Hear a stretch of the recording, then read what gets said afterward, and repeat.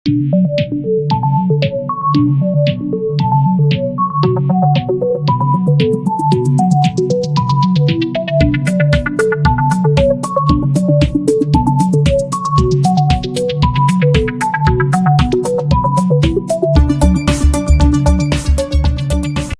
స్తోత్రాలు కూడొచ్చిన సహోదరి సహోదరులకు పేరు పేరున అందరికీ వందనాలు. మనం గడిచిన వారంలో తీర్పు దినము కొరకు దేవుడు సిద్ధపరిచిన దేవుని వాక్యాన్ని బట్టి లోకాన్ని రక్షించేందుకు వచ్చిన యేసు ప్రభు వారు ఆయన ఇచ్చిన సూచనలు ఆజ్ఞలను బట్టి ఆయన ఇచ్చిన వాక్యాన్ని బట్టి మనం ప్రయాణం చేయాలని గత వారములు అయితే తీర్పు దినము అనే అంశం మీద మనం ధ్యానించినాం. తీర్పు సింహాసనం గురించి ధ్యానించినాం. ప్రభు రెండవ రాకడ గురించి ధ్యానించినాం. అందులో ఆఖరి మాట ఏమి మనం ధ్యానించామంటే ప్రకటన 11:15 అందరూ చెప్పండి. ఎవరి పేరైనను జీవ గ్రంథమందు వ్రాయబడినట్లు కనబడని ఎడల వాడు అగ్నిగుండములో పారవేయబడెను. ఎవరు మన పేరు ఎక్కడ ఉంది? ఇప్పుడు తిరగండి. మన పేరు ఎక్కడ ఉందిరా? జీవ గ్రంథంలో. అది ఏం తప్పించుకున్నా? అగ్నిగుండము. ఏం తప్పించుకున్నామండి? ఆత్మకు అగ్నిగుండం తప్పించుకున్నాం. అంత గొప్ప భాగ్యములు ఉన్నా, అంతమంది భాగ్యవంతులైనా ఆ భక్తి విశ్వాసములు వృధా కావు. భక్తి విశ్వాసములు వృధా కావు. శరీరానికి, కుటుంబానికి, ఆత్మకు కూడా క్షేమమే అనే విషయాలు మనము ధ్యానిస్తూ ఉన్నాం. కనుక ఇవాళ మార్కు సువార్త 13వ అధ్యాయము 31 నుంచి 33 చూసినట్లయితే ఆకాశమును భూమియును గతించును గాని నా మాటలు గతించవు ప్రభు చెప్తారంట. యేసు ప్రభు మాటలు నిత్యము ఉంటాయి తీర్పు వరకు. తీర్పులో కూడా ఆ మాటలు బట్టి తీర్పు తీర్చబడతారు. మరి యేసు ప్రభు మాటలు అవసరం అంటే యేసు ప్రభు అవసరమా? ఆ దినములో కూర్చియో ఆ ఘడియను కూర్చియో తండ్రి తప్ప ఏ మనుషుడైనను పరలోకమందలి దూతలైనను కుమారుడైనను ఎరుగరు. ఆ ప్రభు వచ్చే రోజు ఎవరికి తెలియదు. ఎప్పుడు వస్తారో తెలియదు. కనుక జాగ్రత్తగా ఉండాలి. ప్రతి క్షణం కూడా జాగ్రత్త పడుడి. ఏంటంటే ఎలా ఉండాలి భక్తులు? జాగ్రత్త పడుడి, మెలకువగా ఉండుడి. ఎలా ఉండాలంటే అంటే ప్రభుని నమ్మలేనట్టుగా, భక్తి లేనట్టుగా ఉండడం కాదు. ప్రభుని నమ్మ మేము ఏ భక్తులమో, ఆయన ఎప్పుడు వస్తారో మాకు తెలియదు, మేము ఎప్పుడు పోతామో మాకు ఆత్మను కాపాడుకుందాం. కాపాడుకోవాలనే విశ్వాసంతో ప్రయాణము చేయాలి. ఏమండి? అలాగే మెలకువగా ఉండి ప్రార్థన చేయుడి. ఏ జీవితం అండి? ప్రార్థన. ప్రతి విషయంలో ప్రార్థన చేయండి. ఆ ప్రార్థన వింటానని యేసు ప్రభు వారు తెలియజేస్తున్నారు. ఆ కాలము ఎప్పుడు వచ్చునో మీకు తెలియదు. ఏ కాలము? ప్రభు రెండవ రాకడ కాలం తెలియదు. కనుక జాగ్రత్తగా ఉండండి. ఏమండి? మెలకువగా ఉండండి, ప్రార్థన చేయండి. జాగ్రత్తని విశ్వాసంతో, మీ యొక్క విశ్వాసంతో చక్కని ప్రయాణం నేను మార్గం ఇచ్చాను, మార్గం నడవండి అని ఆయన మనందరికీ కూడా, లోక ప్రజలందరికీ కూడా తెలియజేస్తున్నారు. నమ్మిన వారైతే ఆ నడక, ఆ ప్రయాణము ఆగకూడదు. ఆ ప్రయాణము ఆగకూడదు. ప్రార్థన జీవితం ఇచ్చాడు దేవుడు. ప్రతి విషయంలో కూడా ప్రార్థిస్తూ, దేవుడిని అడుగుతూ, ఆ యొక్క ఆ రెండవ రాకడ గురించి కూడా, ప్రభువా మీరు ఎప్పుడు వచ్చినా, మేము ఎప్పుడు లోపల వచ్చినా మేము సిద్ధంగా ఉన్నాము. రక్షణకే, పరలోకానికే సిద్ధంగా ఉన్నామని మన విశ్వాసము ఆ విధంగా ప్రయాణం చేయాలని ఆయన పిలుపునిస్తూ ఉన్నారు. 2వ పేతురు 3వ అధ్యాయము. మరి జాగ్రత్త లేకపోతే ఆయన వస్తే ఏమవుతుంది మరి? ఆయన వస్తే ఏమవుతుంది మరి? 2వ పేతురు 3:8-13 వరకు. ప్రియులారా, ఒక సంగతి మర్చిపోకుడి, ఏమనగా ప్రభు దృష్టికి ఒక దినము 1000 సంవత్సరములను, 1000 సంవత్సరములు ఒక దినము వలెను ఉన్నవి. రెండోసారి వస్తున్నారు కదా, ఇంకా రాలేదు. ఏంటంటే 2000 సంవత్సరాలు అయిపోతుంది. ఎన్ని వేలంటే మరి ఆయన దృష్టి గంట 1000 సంవత్సరాలు ఒక రోజు అంట. ఏంటంటే అంటే ఆయన ఈ మాట చెప్పి ఎన్ని రోజులు అయినట్టు లెక్క? 2 రోజులు. ఎన్ని రోజులంటే? ఎన్ని రోజులంటే? కనుక ఎప్పుడు వస్తారో తెలియదు కనుక, ఏ గడికి వస్తారో తెలియదు కనుక ఇక్కడ అన్నాడు, ఒక దినము 1000 సంవత్సరములను, 1000 సంవత్సరములు ఒక దినం వలన ఉన్నవి కదా అన్నాడు. దేవుని దృష్టిలో ఈ దినాలు ఎలా ఉన్నాయంటే, ఒక దినము ఒక 1000 సంవత్సరాలుగా, 1000 సంవత్సరములు ఒక దినం వల్ల ఉన్నామని ఆయన సెలవిస్తున్నాడు.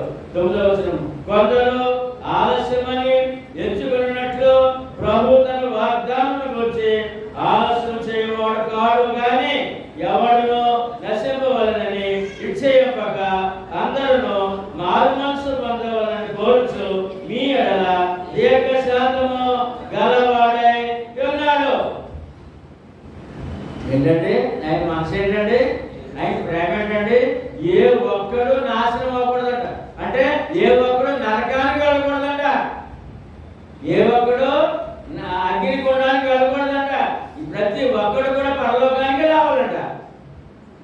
అందుకని దీర్ఘశాంతం గలవాడు ఉన్నాడు. మన దేవుడు ఎవరంటే? దీర్ఘశాంతం గలవాడు. బాబు ఎన్ని పాపాలు చేసేస్తాం చెప్పలేమండి. ఎంత అమలు చేస్తున్నాడో. ఇవాళ మనకి టీవీలు ఉన్నాయి, సెల్ ఫోన్లు ఉన్నాయి, అది మన ప్రపంచం చేస్తున్న అల్లరంతా మనం చూస్తున్నామంటే ఎంత అల్లరో చెప్పలేము. మరి లోకాన్ని ఉంచొచ్చా? చూడకూడదు. అయినా ఎందుకు వచ్చాడంటే ఆయన ఏ ఒక్కడు నశించిపోకూడదంట, అందరూ దేవుడు ఎరిగి ఉండాలంట, సువార్తలో పడాలంట, ఆత్మను కాపాడుకోవాలంట, పాపాన్ని పట్టుకోవాలంట, పరలోకంలో ఉండాలంట. దీర్ఘశాంతం గలవాడై ఉన్నాడు. 10వ వచనం, అయితే మరి ఆయన వస్తే ఏమైపోతుంది? వస్తే రానివ్వండి అన్నారు. క్రైస్తవులు కూడా అన్నారు, వస్తే రానివ్వండి. వస్తే ఏమవుతుందండి? ఏమండి? ఇవాళ చేస్తే రేపు, ఇవాళ చేస్తే రేపు 2. ఏమండి? ఎవరు చూచాడు?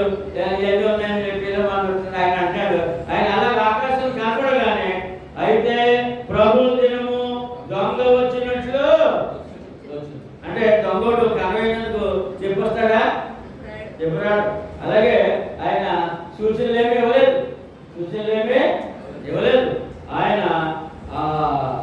అంటే చెప్పకుండా వస్తానని చెప్పారన్నమాట. దొంగ వచ్చినట్టు వచ్చిన ఆ దినమున, మరి ఆయన వచ్చిందా లేవడదే? సరదాగా ఉండదు. ఆ దినమున ఆకాశములు మహాధ్వనితో గతించిపోవును. ఆకాశాలు గతించిపోతాయంట. పంచభూతములు మిక్కటమైన వేండంతో లయమైపోవును. పంచభూతాలంటే ఏమండి? ఆకాశము, భూమి, నీరు, గాలి, అగ్ని. ఈ పంచభూతాలు కలిసిపోతాయట. ఒక గాలి నీరు కలిసి వస్తేనే మా ప్రపంచం ఆగట్లేదు. తుఫాన్ అంటాం, వరద అంటాం. గాలి నీరు కలిసి వస్తేనే ఆగట్లేదు. ఏమండి? అగ్ని, ఆకాశము, భూమి అన్ని కలిసిపోతే ఎక్కడ ఉంటాడు మనిషి అని చెప్పేసి యేసు ప్రభు రాకడలో సృష్టి అంతము, నాశనము అనే విషయాన్ని తెలియజేస్తాడు ఇక్కడ. ఆయన ఆకాశములో వచ్చిన ఆ దినమున ఆకాశములు మహాధ్వనితో గతించిపోవును. ఏమంటే వర్షాకాలం వచ్చినప్పుడు ఒక్కొక్కసారి పిడుగు శబ్దం ఏర్పడుతుంది. పిడుగు శబ్దం మన మీద ఏదో బాంబు పడిపోయినట్టు ఉండదు ఆ శబ్దం. భయం వేస్తుంది కదండి. ఇప్పుడు ఒక్క పిడుగుతో ఎంత భయం వేస్తే మొత్తం ఆకాశం అంతా పెద్ద పెద్ద శబ్దాలతో లైవ్ అయిపోతాడు. ఆ శబ్దాలకే మనసు చచ్చిపోతారు భూమి మీద. ఏమండి?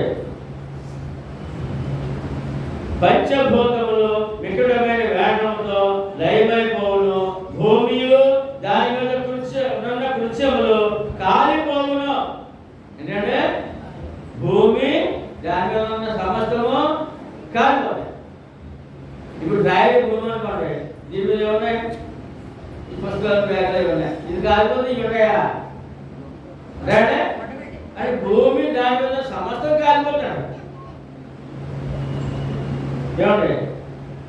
పంచభూతములు వికటమైన వేగంతో లయమైపోవును, భూమి దాని మీద వృక్షములు కాలిపోవును, ఇవన్నీ వీటిలో లయమైపోవును కనుక ఆకాశములు రవులు కొని, ఏంటంటే ఆకాశములు కాలిపోతాయంటాడు. కాగితం మొక్కలాగా కాగితం అంటుంటే ఎలా కాలిపోతుందో ఆకాశం కాలిపో భూమి కాలిపో ఎక్కడ ఉంటాడు మనుషుడు? రవులు కొని, ఆకాశం రవులు కొని లయమైపోవునట్టు పంచభూతములు మహావేగముతో కరిగిపోవునట్టు దేవుని దినము రాకడా. ఎప్పుడు ఎవరంటే దేవుడు వచ్చిన రోజున ఏమంటే సృష్టి అంతా భగ్గుమని కాలిపోయి లయమైపోతుందని చెప్తారు. యేసుప్రభువు ఇక్కడ ఎవరో స్పష్టంగా చెప్పారు, దేవుని దినము రాకడా. యేసుప్రభువు ఎవరంటే చెప్పాలంటే అన్ని నోటి చెప్పాలి. యేసుప్రభువు ఎవరు? రాకడ కొరకు కనిపెట్టు ఉండాలంటే ఏం చేయాలి? ఇప్పుడు ఈ ఆరాధన అవసరమా? అదే నువ్వు ప్రభు కొరకు ఎదురు చూస్తున్నావు అని అర్థం. పరలోకం కొరకు ఎదురు చూస్తున్నావు, బ్రతికొండగా ఆశీర్వాదాల కొరకు ఎదురు చూస్తున్నావు, బ్రతికొండగా ప్రభుతో నేను ఉన్నాను, నేను మీ సన్నిధిలో ఉన్నానని చెప్పడం. కనిపెట్టు. ఇదేంటంటే ఆరాధన, ఇదేంటంటే ఆరాధన ఏంటంటే కనిపెట్టు, దానిని ఆశతో అపేక్షించు మీరు పరిశుద్ధమైన ప్రవర్తనతోనూ. ఆరాధనలో ఏం చెప్తుంది మనకి? పరిశుద్ధత. ఏంటమ్మా? పరిశుద్ధత. పరిశుద్ధమైన ప్రవర్తనతోనూ భక్తితోనూ. దీన్ని ఏమంటారు? ఇప్పుడు ఈ ఆరాధన ఏమంటారండి? భక్తితోనూ ఎంతో జాగ్రత్త గలవారై. ఈ ఆరాధన ఏమంటారు? ఇప్పుడు మేము జాగ్రత్తగా ఉన్నామండి బాబు, ఏంటంటే మీరు అక్కడి వరకు మేము జాగ్రత్తగా ఉన్నాం, జాగ్రత్త గలవారై ఉండవాలి. ఎందుకు అని అంటే ఈ లోకం తర్వాత ఇంకొక లోకాన్ని దేవుడు ఏర్పాటు చేశారు, అందులో నేను ఉంటాను.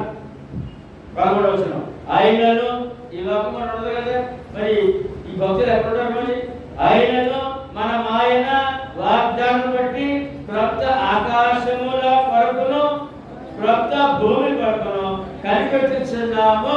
అదే పరలోకం. ఈ లోకం తర్వాత ప్రతి జీవితానికి ఏంటి లాభం అంటే కొత్త ఆకాశము క్రొత్త భూమిలో నీకు నాకు చోటు, పరలోకంలో చోటు. ఆ కొత్త ఆకాశం క్రొత్త భూమిలో నివాసం ఎవరిది? ప్రభుది. ఎవరిదంటే దేవుని నివాసం అది. అందులో క్రొత్త ప్రదేశంలో క్రొత్త ప్రాంతంలో నీకు నివాసము. అమ్మాయి పెళ్ళైన తర్వాత తన అత్తవాళ్ళు ఏంటంటే కొత్తదా పాత? కొత్తదే. చెప్పండి. అమలాపురం అమ్మాయిని హైదరాబాద్ వచ్చారు, అబ్బాయి హైదరాబాద్. అమలాపురం వాతావరణం అలవాట్లు వేరు, హైదరాబాద్ వాతావరణం అలవాట్లు వేరు. హైదరాబాద్ ఎక్కడ, అమలాపురం ఎక్కడ? హైదరాబాద్ అమ్మాయిని అమెరికా ఇచ్చారు అనుకోండి, అమెరికా ఎక్కడ, హైదరాబాద్ ఎక్కడ అని. ఇప్పుడు ఈ యొక్క భక్తులకి ఆ నివాసం ఎక్కడంటే క్రొత్త ఆకాశము క్రొత్త భూమి. ఎందుకంటే ఈ సంఘము అమ్మాయి కనుక, పెళ్లి కుమార్తె కనుక, క్రీస్తు భార్య కనుక, వరుడు లోకం పరలోకం కనుక, వరుడు లోకము పరలోకం కనుక, ఎక్కడంటే వరుడు లోకం పరలోకం కనుక ఈ క్రీస్తు సంఘం అనే ఈ యొక్క కన్యక మరి కొత్త ప్రదేశం వెళ్ళాలి కదా, వెళ్ళాలి. ఎంత గొప్ప దేవుడు అంటే, ఆయన ప్లాన్ ఏంటండి, ఆయన అద్భుతం ఏంటండి, ఆయన మహిమ ఏంటండి, ఆయన ఆలోచన ఏంటండి. కనుక మళ్ళీ అందరూ చెప్పండి, అయినను మనం ఆయన వాగ్దానం బట్టి క్రొత్త ఆకాశం కొరకును క్రొత్త భూమి కొరకును కనిపెట్టుచున్నాము, వాటి యందు నీతి నివసించును.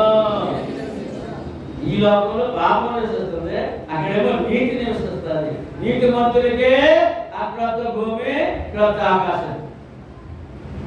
ఇప్పుడు చెప్పండి, మనం ఎవరు చెప్పండి, ధైర్యం చెప్పగలరా? చెప్పగలం, అందులో అనుమానం ఏమి లేదు. మత్తయి సువార్త 24 ఆయన ఏం చెప్తారంటే, అది ఎలా జరిగితే అంతసేపు ఎంత సమయంలో జరిగిపోతుంది? 24-27 30-31 వరకు కూడా. ప్రియులారా, ఇప్పుడు మనము దేవుని పిల్లలమై ఉన్నాము. చదవండి సార్. 24 అధ్యాయము 27 వచనం. మెరుపు తూర్పున పుట్టి కడపడి వరకు పడమటి వరకు ఎలాగూ కనబడినాం, అలాగే మనుష్య కుమారుని రాకడయందు ఉండను. ఆయన రాకడ ఉండదండి, మెరుపు వేసినట్టుగా. ఎలాగంటే ఆకాశం మెరుపు వేసినట్టుగా కనపడుతుందంట. ఆయన అక్కడ కనపడడం, ఇక్కడేమో భూమి నాశనం అయిపోవడం కూడా. మరి భూమి మీద 1000 సంవత్సరాలకి పరిపాలన చేస్తాడు ఆయన. కాబట్టి మత క్రైస్తవులందరూ కూడా 1000 సంవత్సరాల పరిపాలన ఎందుకు చూస్తారు? ఆయన వస్తారంట, భూమి మీద 1000 సంవత్సరాల పరిపాలన చేస్తాడు. ఈయన మెరుపులా కనపడతానన్నాడు. 30-31 అప్పుడు మనుష్య కుమారుని సూచన ఆకాశంలో కనపడదు. అప్పుడు మనుష్య కుమారుడు ప్రభావంతోను మహామహిమతోను ఆకాశ మేఘారుడై వచ్చుట చూచి భూమి మీద ఉన్న సకల గోత్రములు రొమ్ము కొట్టుకున్నాను. ఎవరైనా ఎంతమంది చూస్తారంటే అప్పుడు బ్రతుకున్న వాళ్ళు అందరూ చూస్తారంట. అయ్యో, ఆ ప్రభు నమ్ముకోమన్నాడు, నమ్ముకోలేదు, అయ్యో ఆయన వస్తానన్నాడు, మేము నమ్మలేదు, అయ్యో అయ్యో వచ్చేసారు అని చెప్పి రొమ్ము కొట్టుకుంటారంట. కనపడతాడంట ఆయన. మరియు ఆయన గొప్ప బోరతో ఆయన దూతలను పంపును. వారు ఆకాశం యొక్క ఈ చివరి నుండి ఆ చివరి వరకు నలుదిక్కుల నుండి ఆయన ఏర్పరచుకున్న వారిని పోగు చేసి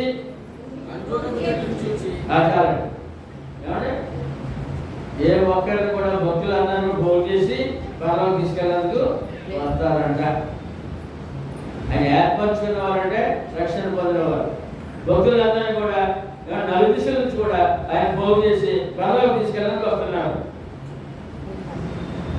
అని అంటే, వీళ్ళ భూమి మీద 1000 సంవత్సరాలు కాలం చేస్తారంటే ఏం చెప్తారు? మత్స్యాకుడు జాగ్రత్త, మత్స్యాకు బాగా జాగ్రత్తగా ఉండాలండి. వాక్యం చెప్తుందో అలాగే మనం ప్రయాణము చేయాలి. ఇక్కడ ప్రార్థనలు కూడా చెప్తారు. ప్రార్థన 1:7 అందరూ చూస్తారంటండి ఆయన రెండో రాకడ. ప్రకటన 1:7 ప్రకటన 1:7 ఇదిగో ఆయన మేఘారుడే వచ్చును, ప్రతి నేత్రము ఆయన చూచును, ఆయనను చూసా ఆయన పొడిచిన వారు కూడా భూజనులందరూ ఆయన చూసి రొమ్ము కొట్టు. పొడిచిన వారు ఇప్పుడు ఉన్నారా అంటే చనిపోయిన వాళ్ళు బయటకు వస్తారు, వాడు చూస్తారు. బ్రతుకున్న వాడు మార్పు చెంది ఆయన అందరూ చూస్తారంట. ఆదాముతో సహా ఆఖరి పుట్టిన బిడ్డ వారు కూడా. సృష్టి నాశనం అయిపోయేటప్పటికి ఆఖరి పుట్టిన బిడ్డతో సహా ఆయన చూస్తారు, దేవుడిని చూస్తారు. ఆయన ఆకాశంలో యేసుప్రభు. మొదటి యోహాను పత్రిక 3:2-3 ప్రియులారా, ఇప్పుడు మనము దేవుని పిల్లలమై ఉన్నాము. మనం ఇక ఏమవుదుమో అది ఇంకా ప్రత్యక్షపరచబడలేదు, కానీ ఆయన ప్రత్యక్షమైనప్పుడు ఏంటంటే ఆయన కనపడినప్పుడు రెండోసారి వచ్చినప్పుడు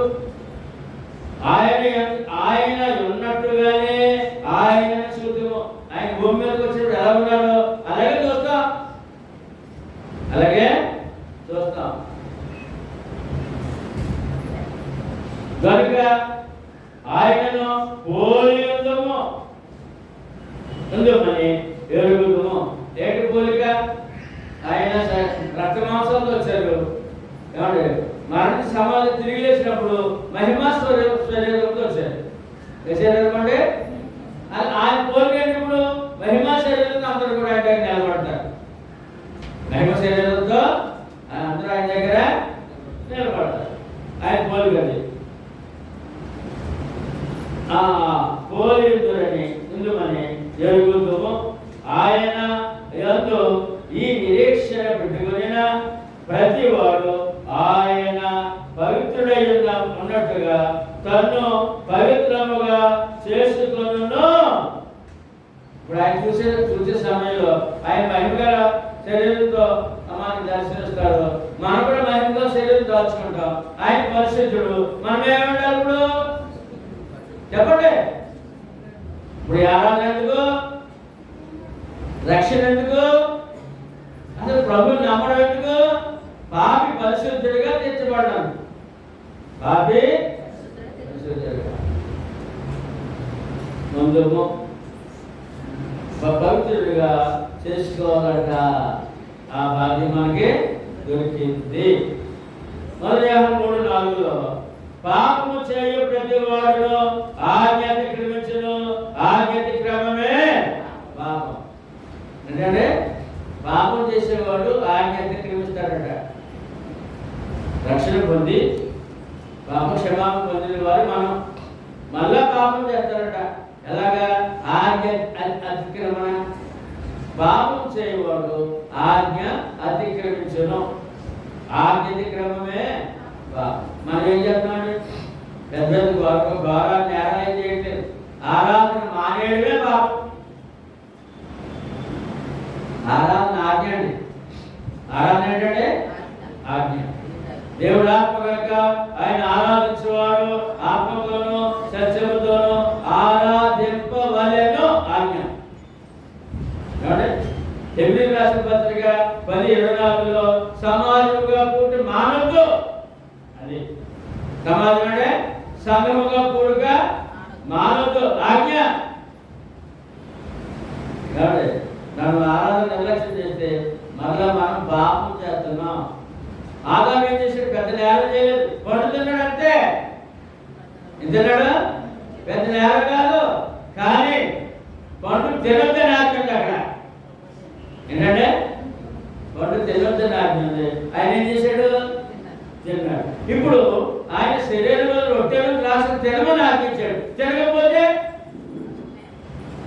ఆజ్ఞ అక్కడ తినొద్దు అన్నాడు, తిన్నాడు. ఆజ్ఞ అతిక్రమం. ఇక్కడేమో శరీరానికి బదులు రొట్టెను రక్తాన్ని ద్రాక్షరసాన్ని తీసుకొని తిని త్రాగి నా మరణాన్ని జ్ఞాపకం చేసుకోవాలంటే మరి ఆ బల దగ్గర నువ్వు రాకపోతే ఏం చేస్తున్నా? పాపం చేస్తున్నా. ఎంత సులువుగా మన వస్తుందో జాగ్రత్తగా ఉందాం. చేద్దామని మనకు లెక్క వేస్తున్నాడు. అదిగో వాడు వెళ్ళారా? వాడు వెళ్ళలేదు. ఈ వాడు వెళ్ళారా? వెళ్ళలేదు. ఈ నెల వెళ్ళారా? వెళ్ళలేదు. ఈ సంవత్సరం వెళ్ళారా? వెళ్ళలేదు. ఏం జరగలేదు కదా. మనం ఎందుకు వెళ్ళాలి మరి? అలాగే నష్టం జరగలేదు, బాగున్నారు.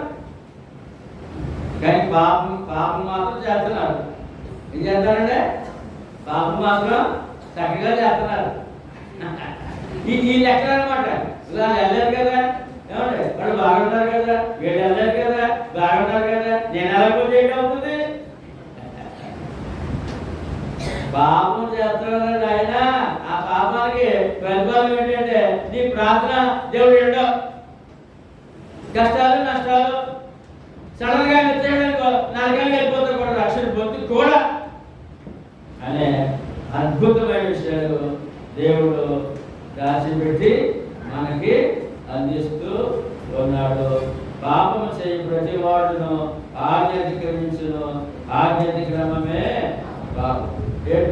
ఇంకా లోకానికి నాకేంటి అంటే సర్వ సృష్టికి సువార్త ప్రకటించుడి, నమ్మి బాప్తిసం పొందిన వాడు రక్షించబడను, నమ్మని వానికి ఆ ఆజ్ఞకి లోపడకపోతే శిక్షలో ఉన్నాడు మానవుడు. మనం రక్షించబడ్డాం, మరి రక్షణ కాపాడగలుగుతా? ఇంత ఖచ్చితమైన రీతిలో దేవుడు ఆజ్ఞాపిస్తున్నాడు. అపొస్తలుల కార్యములు 17:30-31 చూసినట్లయితే ఆ జ్ఞాన కాలములను దేవుడు చూచి చూడనట్టుగా ఉండేను, ఇప్పుడైతే అంతటను అందరూ మారు మనసు పొందవాలని మనుషులకు ఆజ్ఞాపిస్తున్నాడు. ఏమంటే రక్షణ పొందిన వారైతే ఆరాధన మానకుండా ఏమంటే వినయ భయభక్తులతో ఆయన సేవ చేసుకోవాలి. ఏమంటే వాక్యాన్ని బట్టి జీవించాలి. ఏమంటే ప్రార్థన జీవితం కలిగి ఉండాలి. ప్రతి విషయం ప్రార్థన చేస్తూ జీవించాలి. మరి ప్రభు నమ్మని వారు ఏం చేయాలి అని అంటే ఖచ్చితంగా మారు మనసు పొందాలి. అది మారు మనసు పొందాలి. పాత జీవితాన్ని మార్చుకోవాలి, కొత్త జీవితంలోనికి, దైవ జీవితంలోనికి, దైవ భక్తులకి. ఎప్పుడు ఒకే జీవితం కాదండి. ఏమంటే ఇప్పుడైతే అంటే ఎప్పుడు అప్పుడు ఫ్రీగా వదిలేశాడంట జనాలు. ఇప్పుడేంటి అప్పుడేంటి? క్రీస్తు శిలువ మరణం తర్వాత ఏ వ్యక్తి కూడా స్వేచ్ఛగా విగ్రహాలను చేసుకుంటూ పాపం చేసుకుంటూ ఏమంటే బాగుతూ దొరుకుతూ జీవించడానికి అవకాశమా లేదు. ఎందుకంటే నీ కొరకు నేను బలియాగమయ్యాను. ఇప్పటి నుండి అప్పటి నుండి అందరూ కూడా మారు మనసు పొంది ఆ త్యాగ ఫలితాన్ని, ఆ ప్రేమను, ఆ త్యాగమును పొందాలి. ప్రభు యొక్క త్యాగమును, ప్రేమను పొందాలి. ఎందుకు ఇంత ఖచ్చితంగా చెప్పాడు ఆయన అంటే 10వ వచనం 31వ వచనం. ఎందుకనగా తాను నియమించిన మనుష్యుని చేత నీతిని అనుసరించి భూలోకమునకు తీర్పు తీర్చబోయేది ఒక దినమును నిర్ణయించి ఉన్నాడు.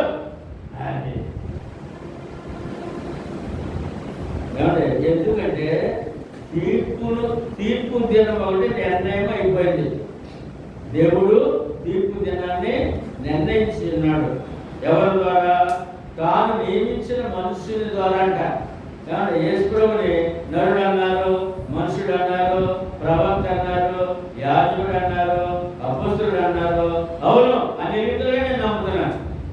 అన్ని రీతులుగా దేవుడి కుమారుడు అన్నారు. ఆయనే స్వయంగా నేను మనిషి కుమారుడు చెప్పుకున్నాడు. ఏమంటే ఆ ప్రవక్త లేఖన ప్రకారము తర్వాత దేవుని కుమారుడు చెప్పుకున్నారు, దేవుడే చెప్పుకున్నాడు. అన్ని విధాలుగా ఆయన మనకు కావాలి. అన్ని విధాలుగా ఆయన మనకే చెప్పండి నరుడుగా కావాలి. ఎందుకంటే దేవుడికి మానవుడికి మధ్య ఉంది. మనుషుడు కావాలి. ఎందుకంటే ఆయన మనుషుడిగా వచ్చి శరీర రక్తమాంసాలు వచ్చి మరణించి తిరిగి లేచాడు కదా. చనిపోయిన మానవుడు తిరిగి లేస్తాడు రుజువు. చనిపోయిన మానవుడు తిరిగి లేస్తాడు రుజువు. మనుషుడిగా నమ్ముతున్నాను, నరుడుగా నమ్ముతున్నాను. ఏమంటే ప్రవక్తగా నమ్ముతున్నాను. ప్రవక్త అంటే దేవుడి వాక్యం కావాలి. యాజకుడు దేవుడిని ఆరాధనలో నడిపించాలి, మానవుని ఆరాధనలో నడిపించాలి. యాజకుడిగా నమ్ముతున్నాను. ఏమండి ప్రభుగా నమ్ముతున్నాను. ఏమండి దేవుడి కుమారుడిగా నమ్ముతున్నాను. లోక రక్షకుడిగా నమ్ముతున్నాను. దేవుడిగా నమ్ముతున్నాను. ఇన్ని పాత్రలు ఆయన కలిగి ఉన్నాడండి. అంత గొప్ప దేవుడు మనకి రక్షకుడై ఉన్నాడు. కనుక ఆయన నియమించిన మనుషుల చేత నీతిని అనుసరించి భూలోకమునకు తీర్పు తీర్చబోయి ఒక దినమును నిర్ణయించి ఉన్నాడు. నిర్ణయం అయిపోయిందండి. తీర్పు దినానికి ఒక నిర్ణయము అయిపోయింది.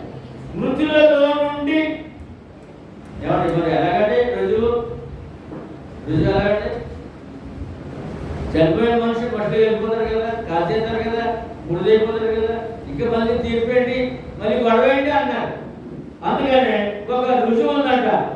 చెప్పండి, మృతులలో నుండి ఆయనను లేపినందున దీనిని అంటే తీర్పు ఉందనే సంగతి, దీనిని నమ్ముటకు అందరికీ ఆధారము కలిగి చేసి ఉన్నాడు. అంటే మానవుడు, చనిపోయిన మానవుడు తిరిగి లేస్తాడు, దేవునికి సమాధానం చెప్పాలి. ప్రతి మానవుడు దేవునికి, అది క్రీస్తునే ఆయన ఉదాహరణగా, సూచనగా, ఆధారంగా మనకి ఇచ్చాడు. ఆయన తిరిగి లేచాడు. అలాగే నేను కూడా దాని తిరిగి లేస్తాను, లోపల మానవులందరూ తిరిగి లేస్తాను. ఆయన నిలబడే రోజు ఒకటి యమస్వాత చూడండి, చనిపోయిన వాళ్ళ గురించి మాట్లాడతారు. 5:29 దీనికి ఆశ్చర్యపడకుడి, ఒక కాలం వచ్చుచున్నది, ఆ కాలమున సమాధులలో ఉన్న వారందరూ ఆయన శబ్దము విని మేలు చేసిన వారు జీవ పునరుద్ధారణకు, కీడు చేసిన వారు తీర్పు పునరుద్ధారణకు బయటికి వచ్చేదారు. చనిపోయే సమాధులు వారు అందరూ, కానీ చనిపోయే సమాధులు అగ్ని కాలిపోయినోళ్ళు, ఏమంటే సముద్రం పడిపోయినోళ్ళు, ఎక్కడున్నా సరే మానవుడు ఆయన రండి నేను వచ్చాను అంటారంట. ఏంటంటే నేను వచ్చాను రండి అంటారంట.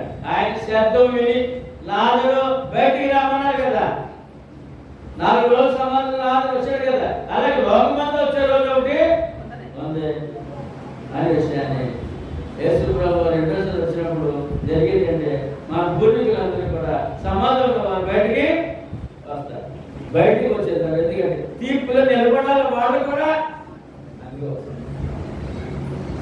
యోహాను సువార్త 5:22-23 తండ్రి ఎవరికి తీర్పు తీర్చువాడు కానీ, తండ్రి ఎవరికి తీర్పు తీర్చడు కానీ తండ్రిని కనపరిచినట్లుగా అందరూ కుమారుని కనపరచవాలని తీర్పు తీర్చుటకు సర్వాధికారము కుమారుడికి అప్పగించి ఉన్నాడు. తీర్పు అధికారం అవుతుందండి, లోకానికి తీర్పు తీర్చే అధికారం అవుతుందండి. ప్రమాణం నమ్మిన యేసు ప్రభువుదే. లోకమంతా ఎక్కడ నిలబడేప్పుడు యేసు ప్రభు దగ్గర. ఎక్కడంటే లోకమంతా వద్దు వద్దు వద్దు దూరంగా జరిగిపోతున్న లోకమంతా ఎక్కడ ఉన్నప్పుడు ఆయన పాదాల దగ్గర నిలబడే రోజు ఒకటి ఉంది.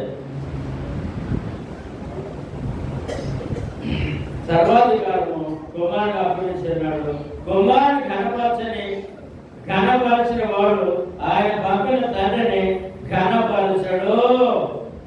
అయితే లోపం ఏం చేయాలి? ఇప్పుడు కుమారుడిని ఘనపరచాలంట, కుమారుడిని ఘనపరచాలంట. లోకం కనపరుస్తుందా? అవమానపరుస్తుంది. కుమారుడిని కనపరచకపోతే దేవుడిని కనపరిచేవాడు కాడు, దేవుడినే అవమానం చేస్తున్నాడు ఈ మానవుడు. అయితే మనమైతే కుమారుడిని కనపరుస్తున్నాం కనుక దేవుడిని కనపరిచే వారుగా ఉన్నాం, దేవుని మహిమపరిచే వారుగా ఉన్నాం. అది మన దగ్గర భాగ్యం.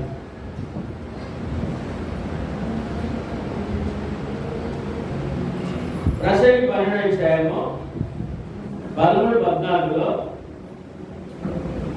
సొలొమోను జ్ఞాని సొలొమోను మాట్లాడుతున్నాడు.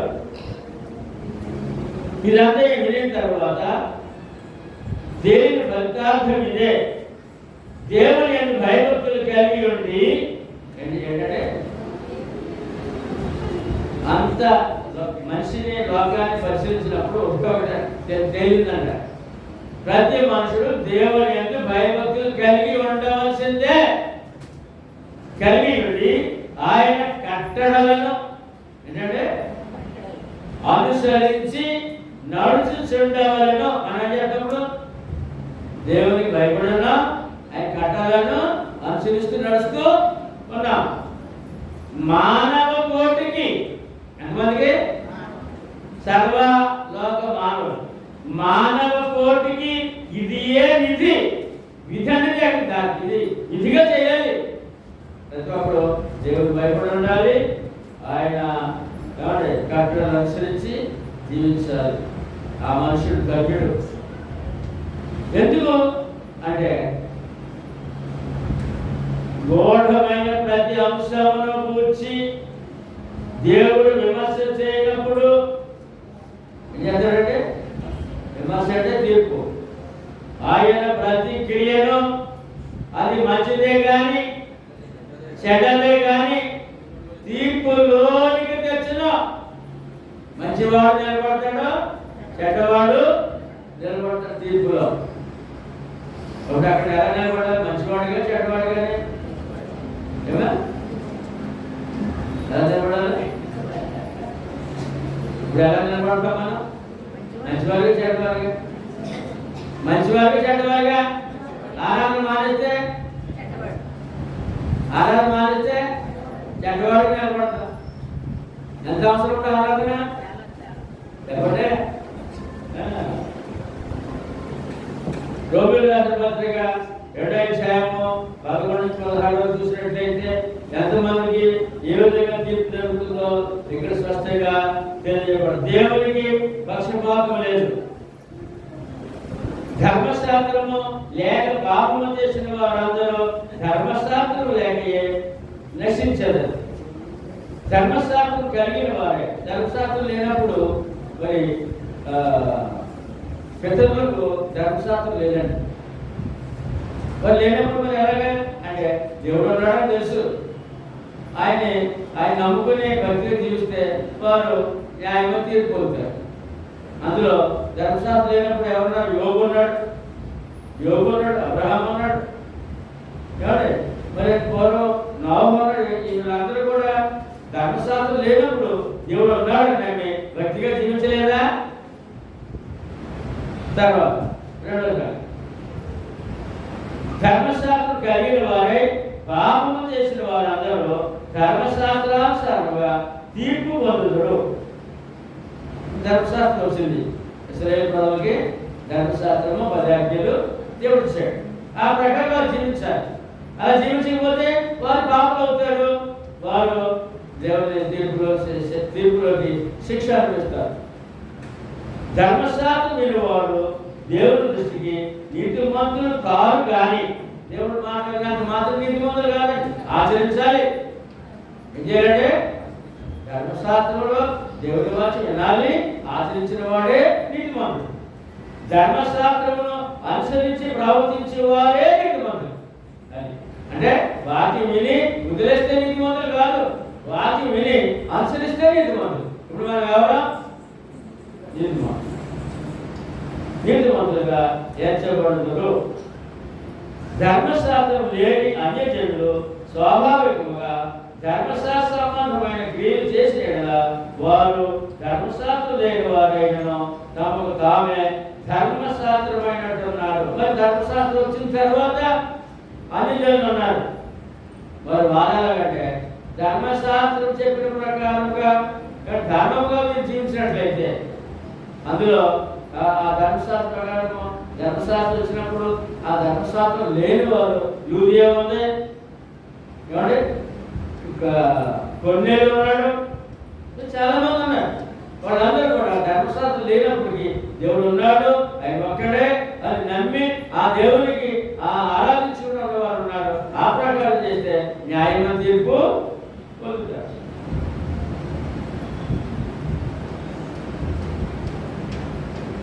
అట్టి వారి మనస్సాక్షి కూడా సాక్షించుండగలను. వారి తలంపులు ఒకదాని మీద ఒకటి తప్పు మోపుచు హృదయములందు రాయబడినట్టు చూపుతున్నారు. అంటే ఇప్పుడు భక్తులు ఏం చేయాలని తెలుసంటే మనస్సాక్షిని చూసుకోవాలంట. నేను తప్పు చేస్తున్నానా, ఒప్పు చేస్తున్నానా, నేను దేవుని ప్రియ భక్తుడిగా ఉన్నాను కదా, ఆయన చెప్పినట్టు చేస్తున్నానా లేదా, ఆరాధన విలువిస్తున్నానా లేదా, వాక్యాన్ని విలువిస్తున్నానా లేదా, ఆయన త్యాగానికి ప్రేమ విలువిస్తున్నానా లేదని మనస్సాక్షిని పరిశీలన చేసుకోవాలంట. మనస్సాక్షిని పరిశీలన చేసుకోవాలి. ఏమంటే దేవుడు 16వ వచనం నా సువార్త ద్వారా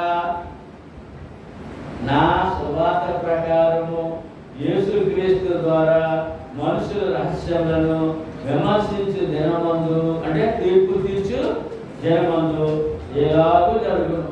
అంటే ఆదాము మొదలుకొని ఇప్పుడు లోపల ఉన్న ఈ 2000 సంవత్సరాల నుంచి కూడా సువార్తకు లోబడిన వారు ఇద్దరు అంతే. ఆదాము మొదలుకొని పండు తినొద్దు అక్కడి నుంచి మొదలైంది.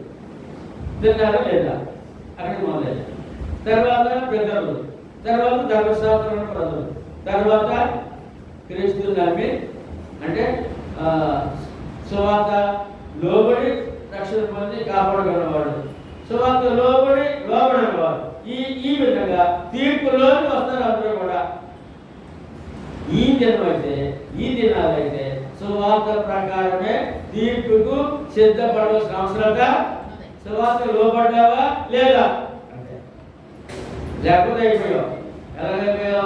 ఎలాగైపోయాడు మానవుడు?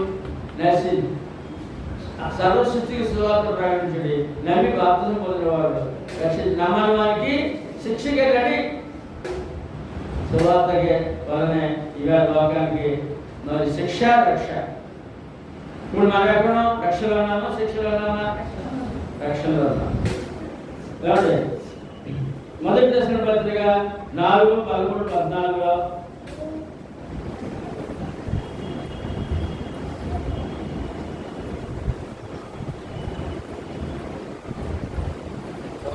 సహోదరులారా, నిరీక్షణ లేని ఇతరుల వలె మీరు దుఃఖపడకుండా నిమిత్తము నిద్రించుతున్న వారిని గురించి మీకు తెలియకుండా నాకు ఇష్టమో లేదు. యేసు వృద్ధి పొంది తిరిగి లేచినని అది ఏంటంటే ఎలా నమ్మాలట మానవుడు? యేసు వృద్ధి పొంది నా పాపం నిమిత్తం వృద్ధి పొంది తిరిగి లేచినని మనము నమ్మినేడలా ఏమంటే అదే ప్రకారము యేసులను నిద్రించిన వారిని దేవుడు ఆయనతో కూడా వెంట పెట్టుకుని వచ్చును. ఆయన వృద్ధి పొంది తిరిగి లేచారు కదా, అలాగే చనిపోయిన వాడు తిరిగి లేస్తారని నమ్మాలి. ఆ నమ్మకం మనలో ఉండాలి. అక్కడితో అయిపోయింది, చనిపోయింది కదా అక్కడితో అయిపోయింది కాదు అని ఇక్కడ దుఃఖపడద్దు. నిజంగా యేసుప్రభు నీకు చనిపోయి తిరిగి లేచి నమ్మాలా? అలాగే చనిపోయినప్పుడు తిరిగి వస్తారు, తీసుకొస్తాడు ఆయన అని మాట ఇక్కడ ఉదయిస్తున్నాడు. 4:15-17 వరకు మేము ప్రభు మాటను బట్టి మీతో చెప్పినదేమనగా, ఎవరి మాట? ప్రభు రాకడ వరకు సజీవులు నిలిచి మనము నిద్రించిన వారి కంటే ముందుగా ఆయన సన్నిధికి చేరం. అంటే అర్థం ఏంటంటే చనిపోయిన వారి కంటే ముందుగా బ్రతుకున్న వారు చేరండి ఆయన దగ్గర. చనిపోయిన వారు లేస్తారు, బ్రతుకున్న వారు మార్పు చెంది ఆయన నిలబడతారు. ముందేమో వారు లేస్తారు, చనిపోయిన వారు లేస్తారు.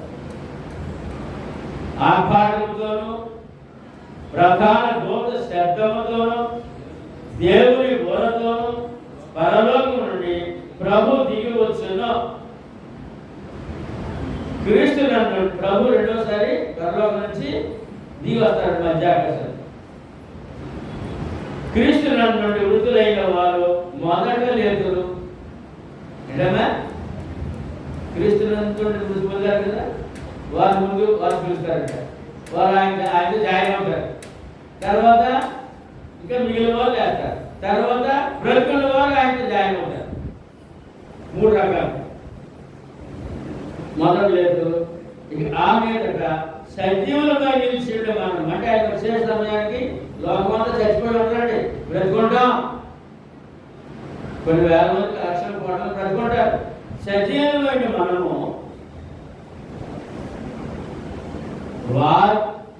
వారితో కూడా ఏకముగా ప్రభువుని ఎదుర్కొన్నటకు, అంటే చనిపోయిన వారితో కలిసి ప్రభుని ఎదుర్కొన్నటకు ఆకాశ మండలమునకు మేఘముల మీద కొనిపోబడుదుము. ఇప్పుడు ఎక్కడ తీర్పు ఎక్కడ? భూమి మీద, ఆకాశంలోనా? ఆకాశం. మరి ఈ మత్స్యకులు అందరూ కూడా ఒకే పాట అండి.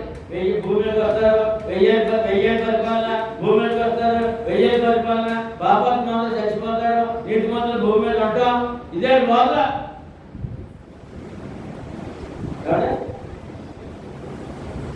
ఎక్కడికి వెళ్తాడు? ఆకాశం. వారితో కూడా ఏకముగా ప్రభువుని ఎదుర్కొన్నటకు ఆకాశ మండలమునకు మేఘముల మీద కొనిపోబడుదుము. మధ్య ఆకాశానికి తీర్పు అనమాట. ఆయన సింహాసనం అక్కడ కాగా సదాకాలము ప్రభుతో కూడా ఉండు. ఇదంతా గొడవది కానీ ఇదంతా ఏంటిది కానీ సదాకాలము మనం ఎక్కడ ఉండాలి? ప్రభుతో ఉండాలా, సాతానుతో ఉండాలా? పరలోకంలో ఉండాలా, నరకంలో ఉండాలా? ఏమండి? ఎందుకు కష్టపడుతున్నాం? ఎందుకు విశ్వాసంగా ఉన్నా? ఎందుకు ఆరాధిస్తున్నా? ఈ ఆరాధన ఎందుకు? ప్రభుని నమ్మడం ఎందుకు? ఏమండి? కానీ ఈ సమయంలో వాళ్ళు బంధువులు ఉంటాయి. ఏమండి? మొత్తం వారం రోజులు పట్టడానికి ఈవేళ ఉత్తుకునే వాళ్ళు ఉండదు. ఏమంటే కొంతమంది ఉద్యోగం సెలవు రోజులు అన్ని చేసుకుంటారు కదా, బట్టలు ఉత్తుకునే రోజు ఈ రోజే. కానీ వాళ్ళు బంధువులు ఉంటాయి. ఆరాధన ఎందుకు ఉండాలి అంటే సదాకాలం ఆయనతో ఉండాలంటే భూమి మీద ఆయనతో కలిసి ఉండాలి. భూమి మీద కూడా ఆయనతో ఉండాలి. ఉండాలిగా? ఇప్పుడు ఎవరుతున్నాం మనం? చెప్పండి. ఎక్కడ ఇద్దరు ముగ్గురు నా నామమున కూడి ఉందురు వారి మధ్యన ఉందురు. ఎలా ఉన్నాడు ఆయన? ఆది యందు వాక్యం ఉండెను, వాక్యము దేవుడు ఉండెను, వాక్యము. ఇప్పుడు మన వాక్యము దేవుడు మనతో ఉన్నాడా? ఇప్పుడు ఆయన ఉండాలి. ఎందుకు ఉండాలి? సదాకాలం ఆయన ఉన్నాడు. దాంట్లో ఉన్నాడు కాదు. ఏంటంటే సదాకాలం ఆయన ఉండాలంటే భూమి మీద దేవుడితో, దేవుని సన్నిధిలో, ఆరాధనలో ఆయన భక్తులుగా జీవించవలసిన వారమై ఉన్నాం. జరిగిందా భాగ్యము?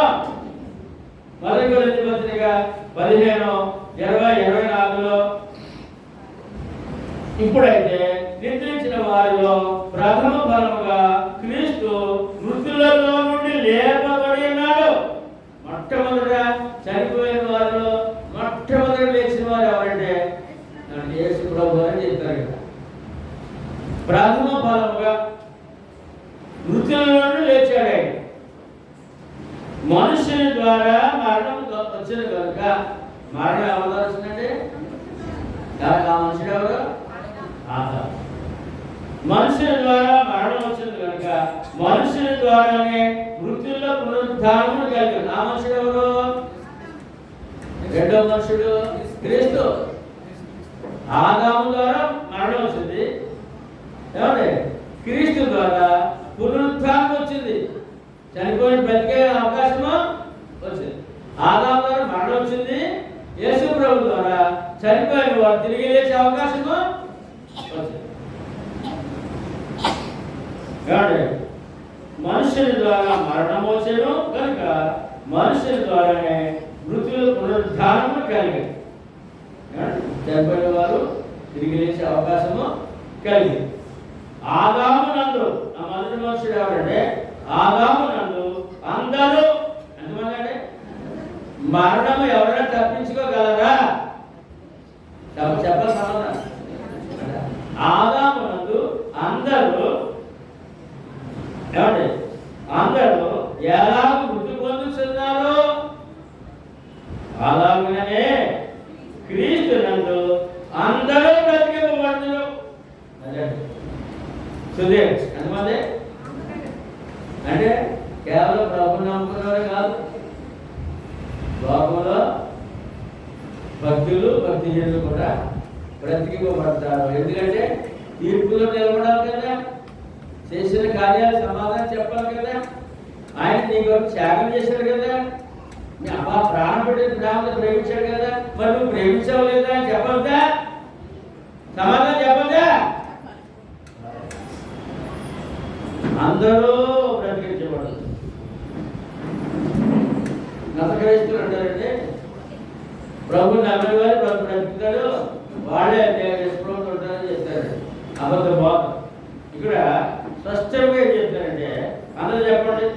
ఆదామునందు అందరూ ఎలాగో వృత్తి పొందుతున్నారు అలాగనే క్రీస్తు నందు అందరూ బ్రతికింపబడుతున్నారు. మన కుటుంబాలు ఎంతమంది చనిపోయారు అందరూ కూడా బ్రతికింపబడుతున్నారు. వారి భక్తుల భక్తి జిల్లా తర్వాత అక్కడ తీర్పు ప్రథమ ఫలము క్రీస్తు. ఇవి బ్రతికిన వారు ఎవరంటే చనిపోయి బ్రతికిన మొట్టమొదటి ఎవరంటే యేసు ప్రభువు. అంటే లోకానికి రుజువు, లోకానికి చనిపోయిన మానవ తిరిగి లేస్తాడని ఆధారము. తరువాత క్రీస్తు వచ్చినప్పుడు ఆయన వారు బ్రతికింపబడదురు. అటు తర్వాత ఆయన సమస్తమైన ఆధిపత్యమును సమస్తమైన అధికారమును బలమును కొట్టివేసి తన తండ్రి అయిన దేవునికి రాజ్యమును అప్పగించును. రాజ్యమును ఏంటి? రాజ్యం ఏంటి అన్న? సంఘాన్ని పరలోకానికి అప్పగిస్తాడంట. మరి ఆయన సంఘంగా ఉండడం ఆశీర్వాదమేనా? చెప్పండి. రాజ్యమును తండ్రికి అప్పగించను. అప్పుడు అంతము వచ్చిన లోకముండదు. కాబట్టి మాటికి మన పెద్దలు ఈ యొక్క జ్ఞానులు లేక శాస్త్రవేత్తలు ఏదైనా భయంకరమైన ప్రమాదం వస్తుందనుకోండి, అంతం వచ్చేస్తుందో అంటారు. అవుతుందంటే అంతం ఎప్పుడంట? ప్రభు వచ్చినప్పుడే తప్ప ఇక ఆ సముద్రం వచ్చినప్పుడు, ఏమంటే ప్రళయం వచ్చినప్పుడు, లేకపోతే భూకంపం వచ్చినప్పుడు, తుఫాను వచ్చినప్పుడు, మరి అగ్ని ప్రమాదం వచ్చినప్పుడు అంతమైపోదు. ప్రభు వచ్చే వరకు కూడా ఆ అంతం ఎలా ఉంటుందంటే పంచభూతములు లయమైపోతాయి. అది అంతం. ఏమి మిగిలి ఇక ఏమే మిగిలి ఉండదో. మొదటి కొరింథీ పత్రిక. మరి ఆ పోరాగా ఏం చేయాలి మనం? క్రీస్తులు మనకి ఏముంది? మొదటి కొరింథీ పత్రిక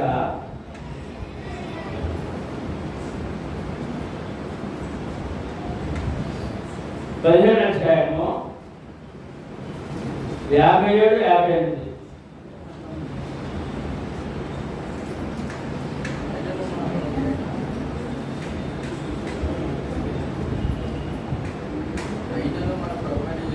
అమ్మా అందరూ చెప్పండి. 57, 58. అయినను గడియపర్ అయినను మన ప్రభు అయిన యేసుక్రీస్తు మూలముగా మనకు జయము అనుగ్రహించుచున్న దేవునికి స్తోత్రములు కలుగును గాక. క్రీస్తులో ఏముందండి? క్రీస్తులో ఏముందండి? జయము, జయకర జీవితము. ఏమండి? పాపాలను జయించి, శాపాలను జయించి, ఏమండి ఆ నరకాన్ని తప్పించుకుని పరలోకంలోకి వచ్చిన జయకర జీవితము. క్రీస్తుని నమ్మితే జయకర జీవితము. మంచి ఉందని చూడండి. ఏమండి? అయినను మన ప్రభు అయిన యేసుక్రీస్తు మూలముగా మనకు జయము అనుగ్రహిస్తున్న దేవునికి స్తోత్రం.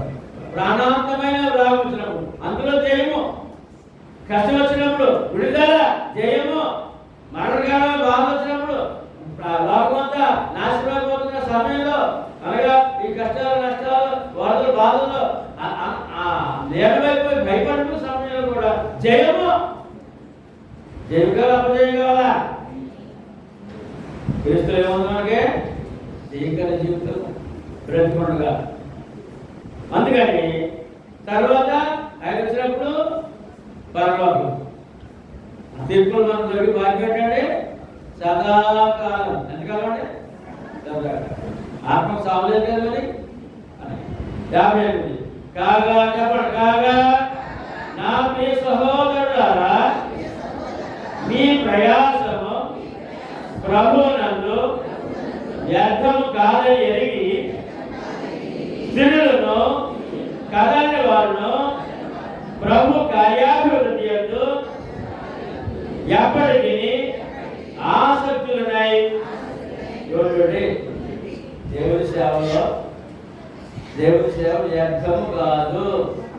దేవుడి సేవ వ్యర్థము కాదు కనుక స్త్రీలను కథల వారును దేవుడి సేవ పట్ల ఆసక్తి ఏమంటారండి? ఒక ఉద్యోగస్తుడు ఉద్యోగం చేసుకొచ్చిందండి, ఉద్యోగం చేయాలని ఆశ లేకపోతే ఉద్యోగం చేస్తాడా? ఏమండి? తన జీతం మీద పని మీద ఆశ లేకపోతే ఉద్యోగం చేయడు.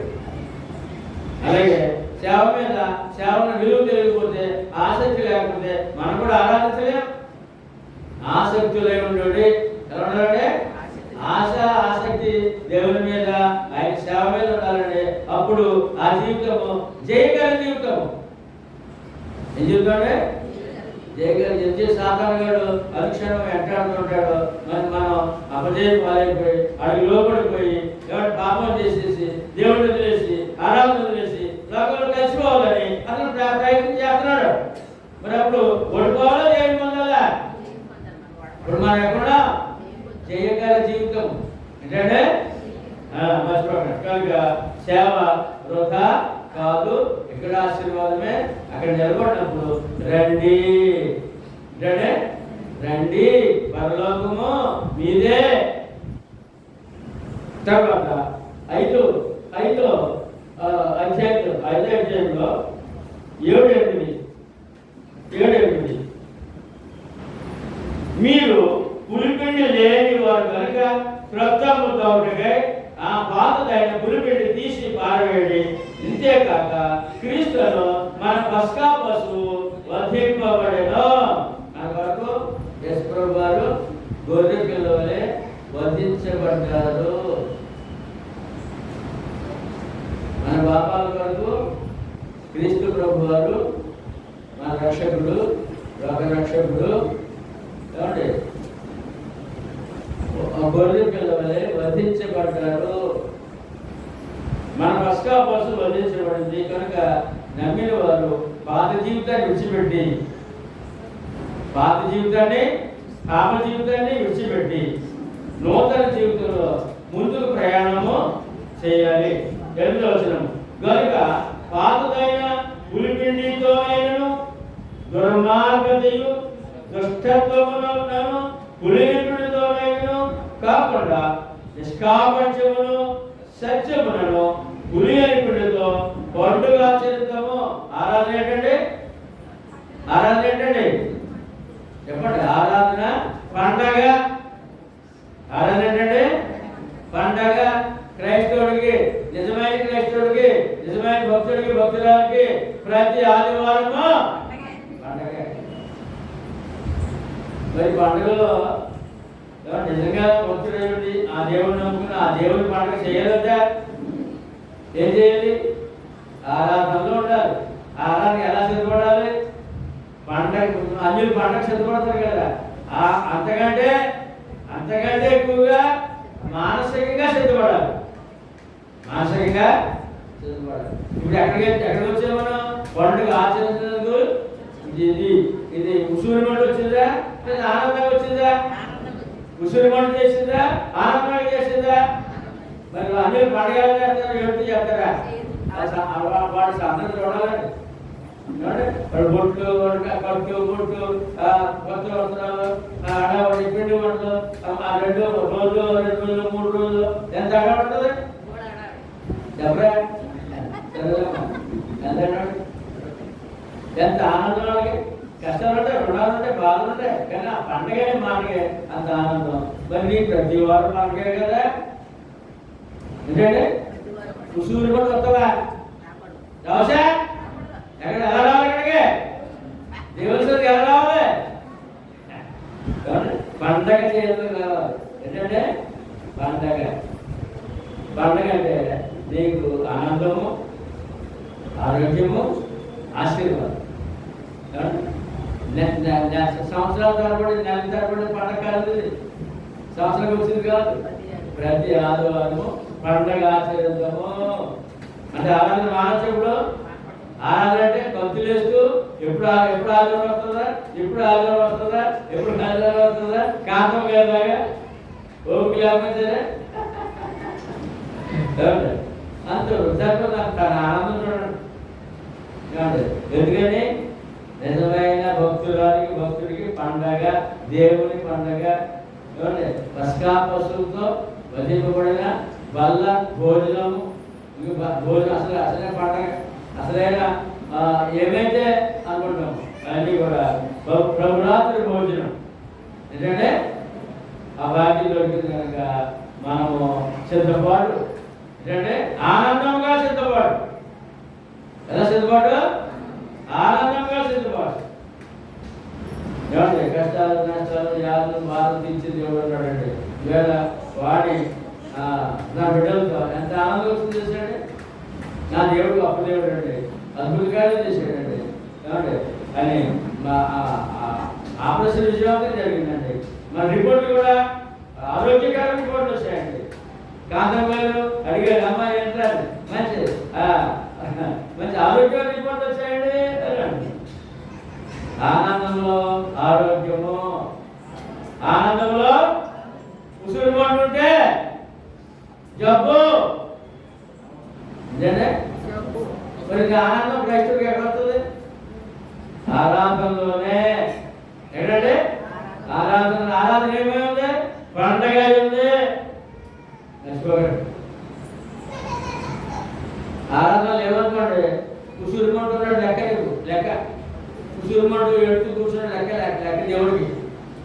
పండగ లేదు, ఆనందం లేదు. ఆరాధన లేక పండగ లేదు, ఆనందం లేదు. ఆనందం ఉసురే. ఉసురు అంటే అర్థం ఏంటి? రోగమే, బాధలే, కష్టాలు తెరవయ్యే. ఆయన తీర్చేవాడు ఉన్నాడు. ఆయన దగ్గరకు వచ్చి సమయోచితమైన సహాయము పడిగాడు. ఇంకొక మాట, 2 కొరింథీ పత్రిక 5వ అధ్యాయము 7 చదువుతాం.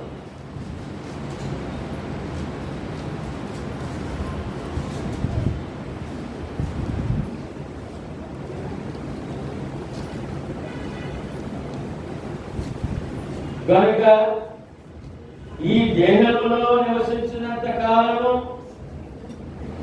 ఈ దేహం అంటే మన శరీరం. శరీరంలో ఎవరు నివసిస్తున్నారు?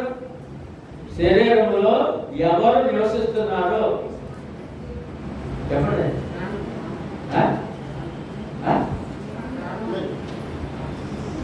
శరీరంలో ఎవరు నివసిస్తున్నారు? రైట్. ఏంటంటే మనలో మనమే నివసిస్తున్నాం. అసలే మనుషుడు ఆత్మ ఎన్నిసార్లు చెప్పాం మీకు? శరీరంలో మనమే నివసిస్తున్నాము. అదే కదా, నేను నివసిస్తున్నాను. ఇది ఆత్మకి ఇల్లు, ఆత్మకి గుడారము, ఆత్మకి శరీరము గుడారం. ఆత్మ ఉందని మర్చిపోకండి. మళ్ళీ చెబుతాను. కనుక ఈ దేహములో నివసించినంత కాలము ప్రభువునకు దూరముగా ఉన్నామని ఎరిగి ఉండి ఎల్లప్పుడూ ధైర్యం గలవారు అన్నాం.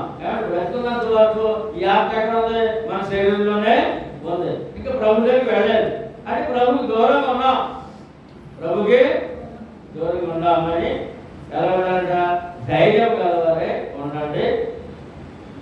ఇట్లు ధైర్యం కలిగి ఈ దేహమును విడిచిపెట్టి, అది అంటే ఏం విడిచిపెట్టి? ఈ దేహమును విడిచిపెట్టి ప్రభువు వద్ద నివసించుటకు ఇష్టపడుచున్నాం. అది భక్తి జీవితం. ఈ దేహమును విడిచిపెట్టి ప్రభువు వద్ద నివసించుటకు ఇష్టపడుచున్నాం. చెప్పండి, మీరు మీరు మీ రక్షణ ఎందుకంటే ప్రభుతో ఉన్నదిగా, నాటులో ఉన్నదిగా. అదన్నా దేవుడు ఎవరున్నాడు? నీ ఆత్మ ఉంది. ఆత్మ దేవుడు ఉన్నంత కాలము అంటే బ్రతుకున్నంత కాలం దేవుడికి దూరంగానే ఉన్నట్లు లెక్క. పదవులుగా వెళ్ళలేదు మనం. కాబట్టి మరి ఈ దేహం విడిచిన తర్వాత ఆత్మ ఎక్కడ ఉండాలని కోరిక? చెప్పండి అందరూ. దేహం విడిచిన తర్వాత ఈ ఆత్మ ఎక్కడ ఉండాలి? చెప్పండి మాట. ఇట్లు ధైర్యం కలిగి, అందరూ చెప్పాలి గట్టిగా. ఇట్లు ధైర్యం కలిగి ఈ దేహమును విడిచిపెట్టి ప్రభు వద్ద నివసించుటకు ఇష్టపడుచున్నాము. ఇష్టపడతా? పర్లోకంలో ఉన్నది ఇష్టపడతావా? అదేమా ఇష్టపడతా? లేదా అన్న ఇష్టపడతావా? మీరంటే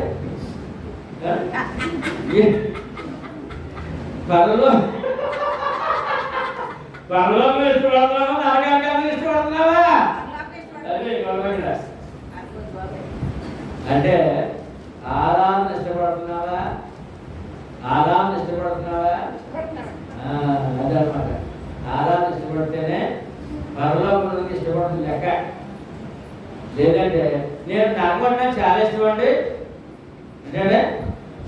అంటే నాకు చాలా ఇష్టం అంటే కాలిపోవడం నెయ్యంతో కూర్చోవడం. 9వ వచనం, కావున దేహమందులను దేహమును విడిచినను ఆయన ఇష్టులై ఉండవలని మిగుల అపేక్షించున్నాము. బ్రతుకున్న ఈ లోప నుంచి ఆయన దగ్గర చేరే వరకు ఆయన ఇష్టులై ఉండాలంట. కాబట్టి మీరు ఎవరంటే ఇప్పుడు దేవునికి ఇష్టలు. మనం ఎవరంటే దేవునికి ఇష్టలేమా వ్యతిరేకులమా? ఎందుకు ఇదంతా చేయాలి? ఎందుకనగా ఈ మాట చెప్పండి. ఎందుకనగా తాను జరిగించిన క్రియల చొప్పున అవి మంచివైనా సరే చెడ్డవైనా సరే దేహముతో జరిగించిన వాటి ఫలమును ప్రతివాడును పొందునట్లు మనమందరమును క్రీస్తు న్యాయపీఠం ఎదుట ప్రత్యక్షము కావాలి. ఎందుకంటే ఎందుకు ఇలాగా ఆయన ఇష్టంగా ఇక్కడ జీవించాలంట? ఏమంటే ఒక రోజు ఉందంట తీర్పు దినము. మనమందరం కూడా క్రీస్తు న్యాయపీఠం ఎదుట నిలిచే రోజు ఉంది. కనుక ఆయన ఇష్టలుగా ఉందామా శత్రువులుగా ఉందామా? అంటే భక్తులుగా ఉందామా భక్తిహీనులుగా ఉందామా? ఇప్పుడు భక్తి జీవితమా భక్తిహీన జీవితమా ఈ ఆరాధన? రైట్. కనుక కొరింథీయులకు రాసిన పత్రిక 15వ అధ్యాయం 51 నుంచి 53 చూసినట్లయితే, ఇదిగో మీకు ఒక మర్మము తెలుపుచున్నాను, మనమందరము నిద్రించము కానీ లోకమంతా చనిపోరంటండి. నిద్ర అంటే మరణం. మనమందరము నిద్రించము కానీ నిమిషంలో ఒక్క రెప్పపాటున కడబోరం రోగగానే మనమందరము మార్పు నందుతాము. ఒక్క నిమిషం అండి. ఒక్క నిమిషంలో మన దేహాలు మారిపోతాయట. ఒక నిమిషంలోనే ఆకాశంలో కనపడతాడట. అలా కనపడడం మన దేహాలు మారిపోవడం, మహిమగా శరీరం అయిపోవడం. రెప్పపాటున అంటే ఒక్క రెప్పపాటున కడబోరం రోగగానే మనమందరం మార్పు పొందుతాము, బోరం రోగును. అప్పుడు మన మృతులు అక్షయులుగా లేపబడుతారు. ఆయన కనపడతారు ఆకాశంలో.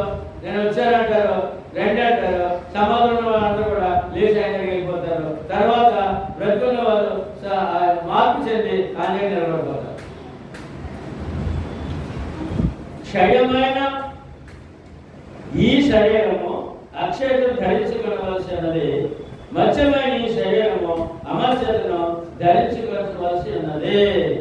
అంటే ఈ దైవైపు మనుషులు కలిసిన శరీరము ఎప్పుడు ఉండే నిత్యం ఉండే మహిళ శరీరంగా మారుతుంది.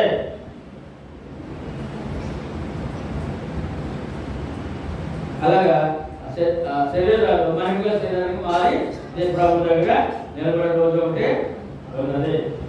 చనిపోయిన వారు అదే మహిమ శరీరంతో వస్తారు, బ్రతికిన వారు కూడా మహిమ శరీరంతో ఆయన దగ్గర నిలబడతాము. ఫిలిప్పీ 3:21 ఈ మాట అందరూ చెప్పండి. సమస్తమును తనకు లోపరుచుకున్న జాలిన శక్తిని బట్టి ఆయన మన దీన శరీరమును తన మహిమ శరీరమునకు సమరూపం గల దానిగా మార్చును. ఈ మట్టి శరీరాన్ని యేసు ప్రభు యొక్క మరణాన్ని చేయించిన తర్వాత మహిమగా శరీరం ఎలాగైతే ఆయన ఆరోహణమయ్యాడో ఆ మహిమగా శరీరంగా మారుతాడు దేవుడు. అది మన మార్పు, మానవుడు శరీర మార్పు. కనుక తీతు 2:11 ఏలయనగా సమస్త మనుషులకు రక్షణకరమైన దేవుని కృప ప్రత్యక్షమై మనము భక్తిహీనతను ఇహలోక సంబంధమైన దురాశలను విసర్జించి శుభప్రదమైన నిరీక్షణ నిమిత్తము పాపాంతులు పుణ్యాత్మలుగా తీర్చే దేవుడి కృప మనకు దొరికింది.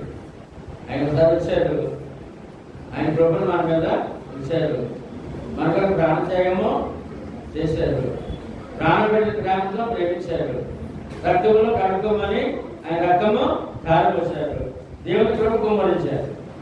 ఏమండి మన పవిత్రమేమో కదా, మనకు భక్తిహీనం అనుకోండి. ఇక ఇహలోక సంబంధం దురాశలు విసర్జించి, భక్తిహీనతను విసర్జించి, శుభప్రదమైన నిరీక్షణ నిమిత్తము శుభకరమైన జన్మ ఉంటుంది మనకి. శుభకరము ఏంటంటే ప్రభు దగ్గర కుడివైపు నిలబడడం శుభకరమైన జన్మ.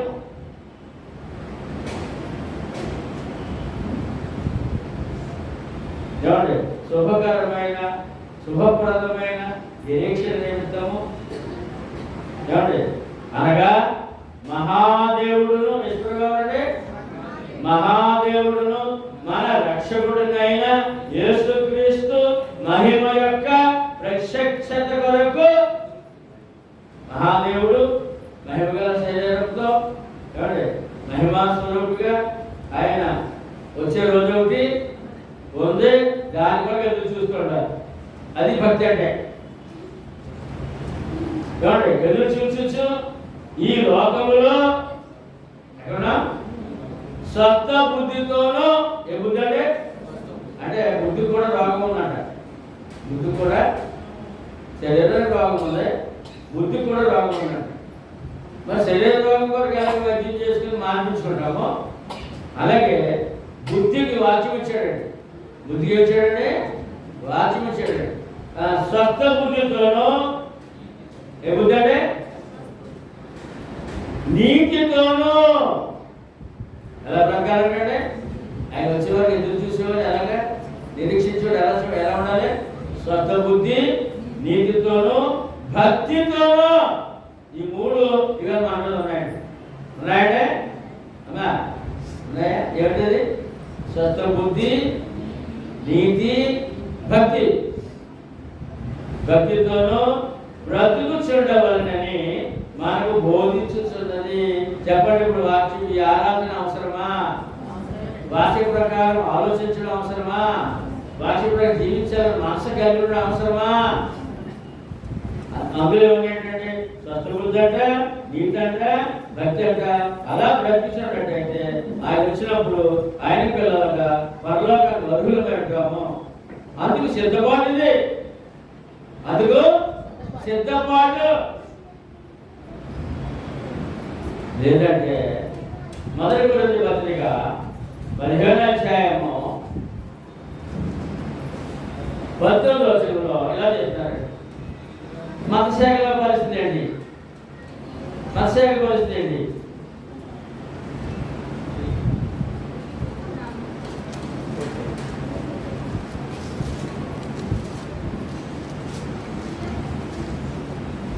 ఈ జీవిత కాలం మట్టుకే చెప్పండి అందరూ, ఈ జీవిత కాలం మట్టుకే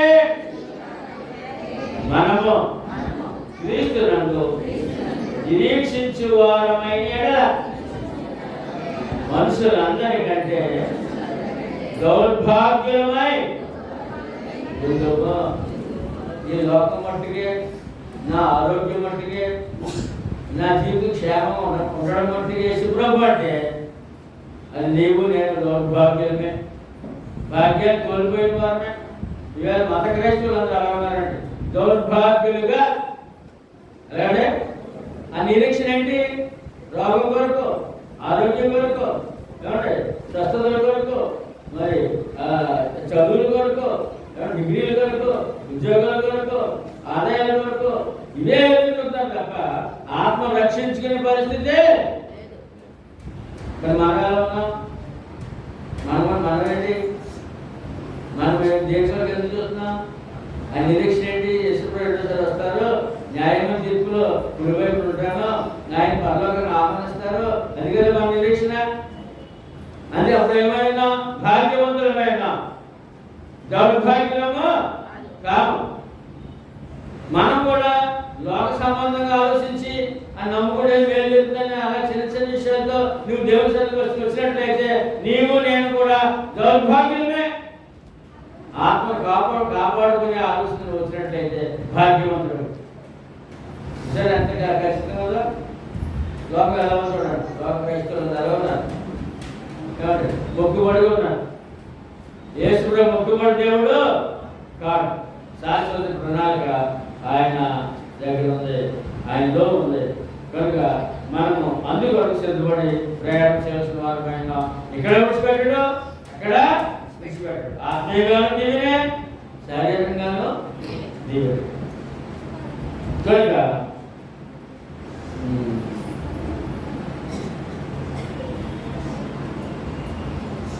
యోహాను సువార్త 12:48 నన్ను నిరాకరించి ఆగమాట. ఈ వాక్యం ఎందుకు ఎంత ఖచ్చితంగా ఆయన చెప్పాలి, ఎందుకు ఖచ్చితంగా మనం వినాలి, ఎందుకు ఆచరించాలి అంటే చెప్పండి. నన్ను నిరాకరించి నా మాటలను అంగీకరింపని వానికి తీర్పు తీర్చేవాడు అప్పుడు కలడు. నేను చెప్పిన మాటయే అంచె దినమందు వారికి తీర్పు తీర్చు. వాక్యమే దేవుడే. ఎప్పుడు ఎవరండి అంచె నేను చెప్పి మాటలని తీర్పు అయ్యా అన్నప్పుడు ఎంత జాగ్రత్తగా ఆ వాక్యం మనం తీసుకోవాలి, ఎంత వినయ వివేకంగా వాక్యం నమ్మాలి, ఎంత చక్కగా దాని ప్రకారం జీవించాలంటే ఆ జీవితము ఆశీర్వాదకరము, నష్టం కాదు. భక్తి జీవితం నష్టం అనుకున్నారండి, కానీ భక్తి జీవితమే గొప్ప లాభ సాధకము. లాభం నష్టం ఆఖరి మాట ప్రసంగి పలుకుతున్నాడు 19:17-18 బుద్ధిహీనులలో ఏలువాని కేకలు, బుద్ధిహీనులలో ఏలువాని కేకలు అంటే మెల్లగా వినబడిన జ్ఞానుల మాటలు శ్రేష్టములు. ఏమంటే లోకమంతా పరిపాలనలో అధికారులు, పరిపాలకులు, ముఖ్యమంత్రులు, ప్రధానమంత్రులు వీళ్ళందరూ కూడా ఏమంటే ఇప్పుడు పెద్ద లంచంతో బాంబులతో యుద్ధాలు చేసుకుంటూ ఉన్నారు. బుద్ధిహీనులలో ఏలువాని కేకలు కంటే మెల్లగా వినబడిన జ్ఞానుల మాటలలో శ్రేష్టం. ఇప్పుడు ఈ మాట ఏంటంటే ఎవరి మాటలు? జ్ఞానుల మాటలు శ్రేష్టం. లోక మాటలు కాదు, లోకం బాగు కాదు, దేవుని మాటలే నీకు నాకు శ్రేష్టం. తర్వాత యుద్ధాయుధముల కంటే జ్ఞానము శ్రేష్టము. యుద్ధాయుధములు ఏంటంటే లోకము ఈవేళ ప్రతి దేశం కూడా అంటే బాంబులు పక్కన పడుకుంటారండి. యుద్ధం చేయాలంట, చంపేయాలంట, చచ్చిపోవాలంట, మూడో ప్రభు చెప్పాలంట. అందుకని మరి వాడు బాంబులు పెద్ద కేకలేస్తారండి. అందుకే ఆ బలవంతం జాగ్రత్తగా బాంబు వెళ్తాం కదా. ఇక్కడ చెప్తాను, ఎప్పుడు చెప్పాడు లేదు 4,000 సంవత్సరాలు చెప్పి ఈ మాట. యుద్ధాయుధముల కంటే జ్ఞానము శ్రేష్టం. ఇప్పుడు మీరు ఎవరండి అంటే ఆటబాబు కంటే ఆటబాబులు ఉన్నాయి, అనుభవాలు ఉన్నాయి, వాటికంటే జ్ఞానము శ్రేష్టం. వాళ్ళు అనుభవంలో గొప్పడు అంటున్నారు, జ్ఞానవంతులు గొప్పడు దేవుడు. ఒక ఈ మాట అందరూ చెప్పండి, గట్టిగా చెప్పండి. ఒక పాపాత్ముడు అనేకమైన మంచి పనులను చెరుపును.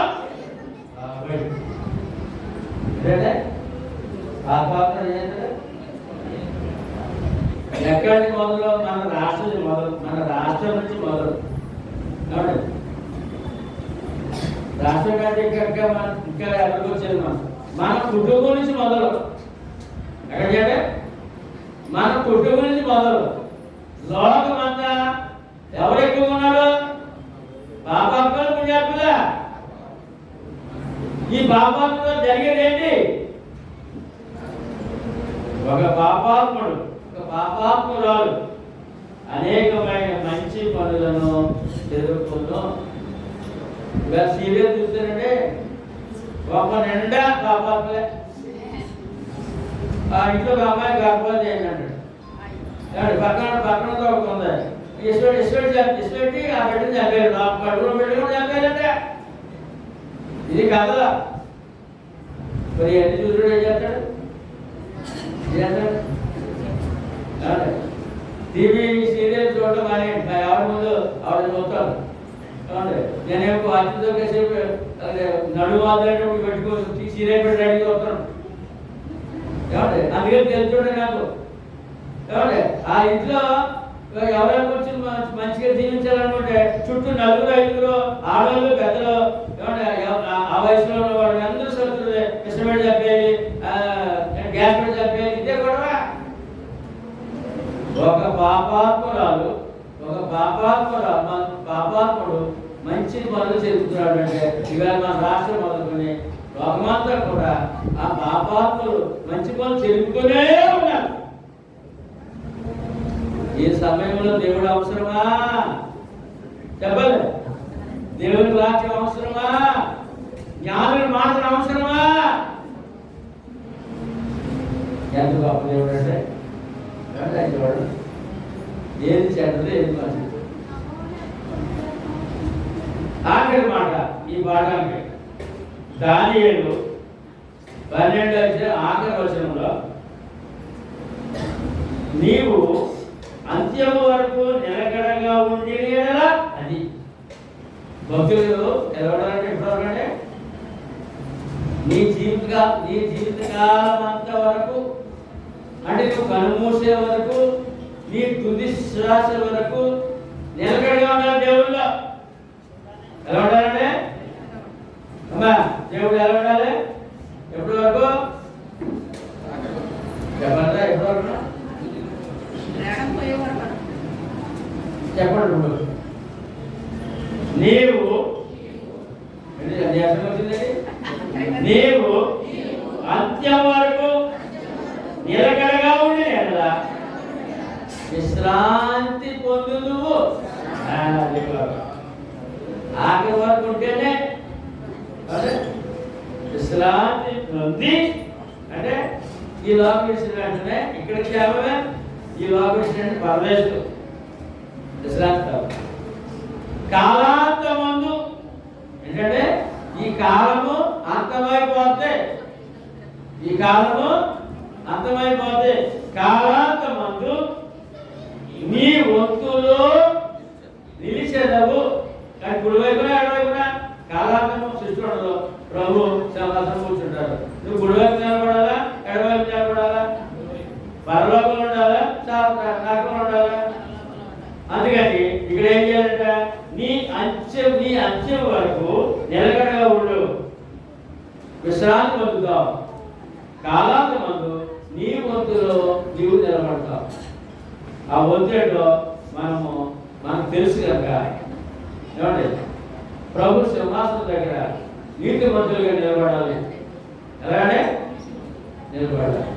తర్వాత ఆయన ఆహ్వానించాలి, ఆయన పరలోకానికి ఆహ్వానించాలి. కొంటే అనకూడదు కనుక ఆ కాలాంతము ఉందని మర్చిపోకండి. కాలం అంతమైపోదు, సృష్టి అంతమైపోదు. దేవుడు నిత్యం ఉంటాడు. ఏమంటే మనుషుడు భక్తుడు నిత్యము దేవుడితో ఉంటాడు. భక్తురాలు నిత్యము దేవుడితో ఉంటాడు. నీ వంతులో ఏమవుతుంది? కుడివైపు ఎడవైపుగా ఏమంటే నరకమా పరలోకమా? ఆ నిర్ణయంతో మనం ప్రయాణం సాగితే మనం చాలా పని ఇవ్వండి. ఆరోగ్యం ఉందండి, ధైర్యం ఉందండి, క్షేమం ఉందండి, ఏమంటే ప్రశాంతమైన జీవితం జరుగుతుందండి. భయవంతులు ఉండదండి. ఏముంది ఏమి లేదు, భయం ఉండదండి. ఏమంటే రోగం వచ్చినా భయం ఉండదండి. దేవుని చిత్తము బ్రతుకుడికి ఇస్తే చావైతే లాభంలో ఎక్కడ